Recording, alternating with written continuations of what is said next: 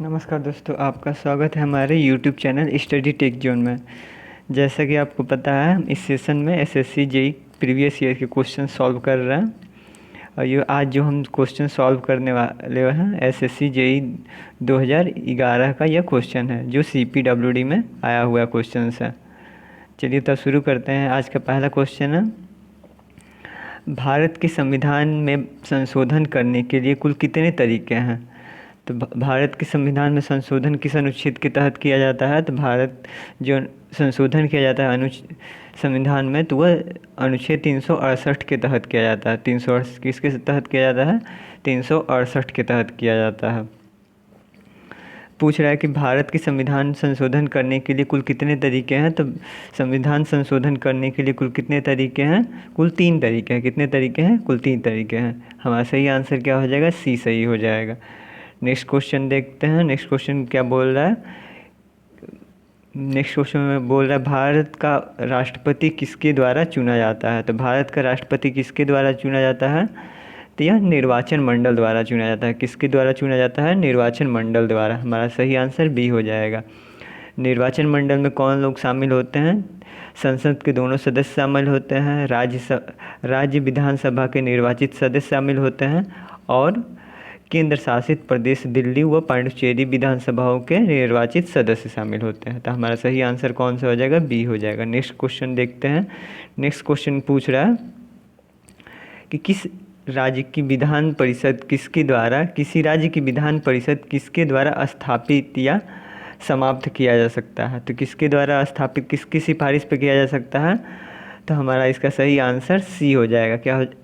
D हो जाएगा सही आंसर। संबंधित राज्य के विधानसभा की सिफारिश पे किसके द्वारा विधान परिषद को किसके द्वारा स्थापित या समाप्त किया जा सकता है? तो उस राज्य के विधान सभा के सिफारिश पे किया जा सकता है, समाप्त अथवा बनाया जा सकता है। यहाँ आप देख सकते हैं, इसमें बताया गया है कि संविधान के अनुच्छेद 169 में विधानसभा के सृजन एवं उत्साधन का प्रावधान किया गया है। किस अनुच्छेद में किया गया है? 169 में किया गया है।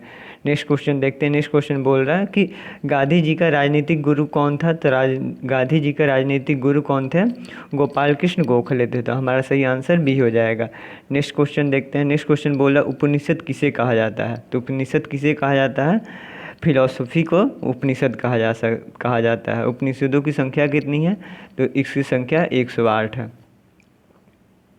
नेक्स्ट क्वेश्चन देखते हैं। उपभोक्ता संरक्षण किससे संबंधित है?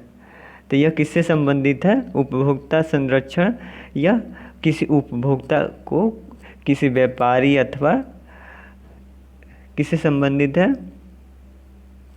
यह उपभोक्ता संरक्षण नियम इसलिए बनाया गया है कि किसी उपभोक्ता को किसी व्यापारी अथवा किसी सेलर द्वारा या किसी डीलर द्वारा किसी प्रकार का कोई शोषण न किया जा सके। तो हमारा सही आंसर क्या हो जाएगा? हमारा सही आंसर डी सही हो जाएगा। उपभोक्ताओं के माध्यम के संरक्षण के लिए, protection of the consumer from exploitation by the trade practices of the producer and निर्माता और सेलर द्वारा, विक्रेता द्वारा।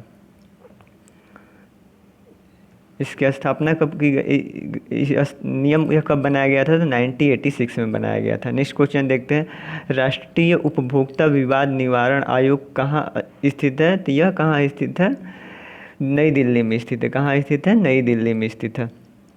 नेक्स्ट क्वेश्चन देखते हैं। नेक्स्ट क्वेश्चन बोल रहा है कि सन 2001 की जनगणना के अनुसार भारत की जनसंख्या कितनी थी? तो सन 2001 की जनगणना के अनुसार 102 थी, और 2011 की जनगणना के अनुसार 121 करोड़ है। कितनी है? 121 करोड़। 2001 के अनुसार 102 था।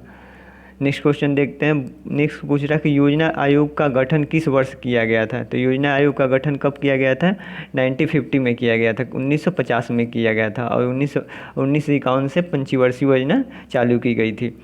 और लास्ट पंचवर्षीय योजना कौन रही है? 2012 वाली रही है। 2012 वाली कौन सी? 12वीं पंचवर्षीय योजना थी, जिस 2012 से 2017 तक चलनी थी, लेकिन 2014 में ही समाप्त कर दिया गया। और 2015 में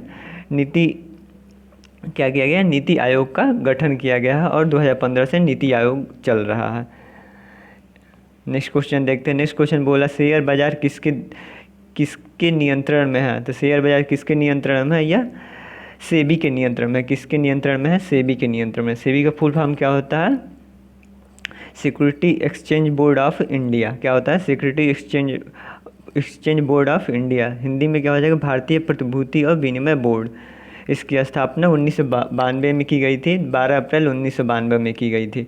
नेक्स्ट क्वेश्चन देखते हैं। नेक्स्ट क्वेश्चन बोल रहा है कि किस राज्य की विधानसभा की किस राज्य की विधानसभा में सदस्यों की अधिकतम संख्या कितनी हो सकती है? यहाँ किस नहीं रहेगा, किसी राज्य के विधानसभा में सदस्यों की संख्या अधिकतम कितनी रह सकती है? तो अधिकतम 500 रह सकती है। न्यूनतम कितनी रह सकती है? तो न्यूनतम कितनी रह सकती है? तो न्यूनतम 60 रह सकती है। कितनी रह सकती है? 60 रह सकती है।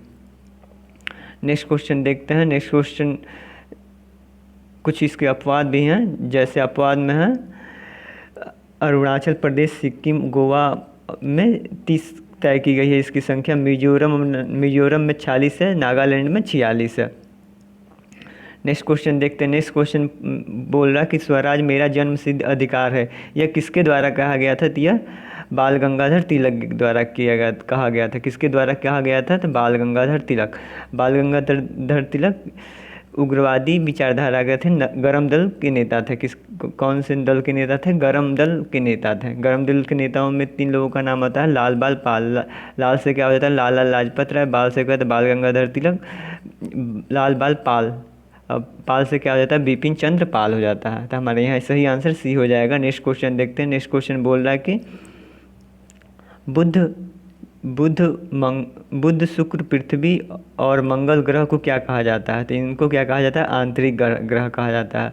क्या कहा जाता है? इनको आंतरिक ग्रह कहा जाता है। और शेष जो ग्रह बच जाते हैं बृहस्पति, शनि, यूरेनस, नेपच्यून, तो अरुण वरुण जिसको बोलते हैं, तो इनको क्या कहा जाता है? बाह्य ग्रह कहा जाता है। नेक्स्ट क्वेश्चन देखते हैं। नेक्स्ट क्वेश्चन क्या पूछा? नेक्स्ट क्वेश्चन पूछ रहा है कि गार्डन रिच वर्कशॉप। क्या है? गार्डन रिच वर्कशॉप किस नाम के लिए प्रसिद्ध है, अर्थात किस लिए प्रसिद्ध है? तो यह कहाँ में स्थित है? यह कोलकाता में स्थित है और यह जहाज निर्माण कार्य के लिए प्रसिद्ध है। किसके लिए प्रसिद्ध है? जहाज निर्माण कार्य के लिए प्रसिद्ध है। नेक्स्ट क्वेश्चन देखते हैं। नेक्स्ट क्वेश्चन पूछ रहा है कि किस राजवंश के राजा ने विक्रमशिला विश्वविद्यालय की स्थापना की थी? तो किसने की थी स्थापना इसका? तो पाल वंश के संस्थापक कौन थे? पाल वंश के संस्थापक गोपाल थे। और जो विक्रमशिला विश्वविद्यालय था, इसकी स्थापना किसने की थी? धर्मपाल ने की थी। किसने की थी? धर्मपाल ने। और बख्तियार खिलजी द्वारा इसको ध्वस्त कर दिया गया था। किसके द्वारा ध्वस्त किया गया था? तो बख्तियार खिलजी द्वारा। नेक्स्ट क्वेश्चन देखते हैं। नेक्स्ट क्वेश्चन पूछ रहा है कि फारसी कवि अमीर खुसरो किसके दरबार में रहते थे? तो किसके दरबार में रहते थे? यह अलाउद्दीन खिलजी के दरबार में रहते थे। किसके दरबार में रहते थे? अलाउद्दीन खिलजी के दरबार में रहते थे। नेक्स्ट क्वेश्चन देखते हैं। नेक्स्ट क्वेश्चन बोल रहा कि भारत की राजधानी कलकत्ता से दिल्ली किस वर्ष में लाई गई थी? तो 1911 ईस्वी में भारत की राजधानी कलकत्ता से दिल्ली लाई गई थी। पूर्ण रूप से अगर पूछे तो पूर्ण रूप से 2012 में यह पूर्णतः स्थापित करके कलकत्ता से दिल्ली लाई गई।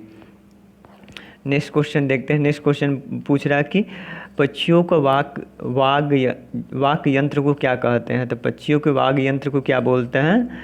सिरिंग्स बोलते हैं। क्या बोलते हैं? शब्दिनी बोलते हैं। सिरिंग्स बोलते हैं। क्या बोलते हैं? सिरिंग्स बोलते हैं। तो हमारा सही आंसर क्या हो जाएगा? सी से ही हमारा सही आंसर हो जाएगा। व्हेल मछली का श्वसन अंग कौन सा होता है? तो व्हेल मछली क्या होती है? एक स्तनपायी है। क्या है?